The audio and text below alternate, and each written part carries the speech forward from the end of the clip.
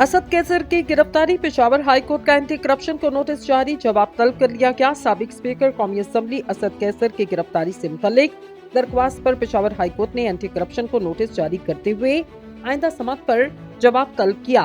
Peshawar high court में साबिक speaker Asad Qaiser की गिरफ्तारी से मुतल्लिक दरख्वास्त पर समात जस्टिस सैयद राशिद अली और जस्टिस वकार अहमद ने की। अदालत में वकील दरख्वास्त गुजार ने मौके इख्तियार किया। असद कैसर को बनी गालत से गिरफ्तार किया गया। असद कैसर को सवाबी के केस में एंटी करप्शन ने गिरफ्तार किया। कई दिन गुजर गए, अभी तक असद कैसर को अडियाला जेल में रखा हुआ। वकील दरख्वास्त गुजार ने अदालत से इस्तदा की साबिक स्पीकर कौमी असेंबली असद कैसर को सवाबी मुंतकिल किया जाए। AAG ने कहा, इन्हें इस्लामाबाद से गिरफ्तार किया, यहाँ इनकी दरख्वास्त काबिल समात नहीं।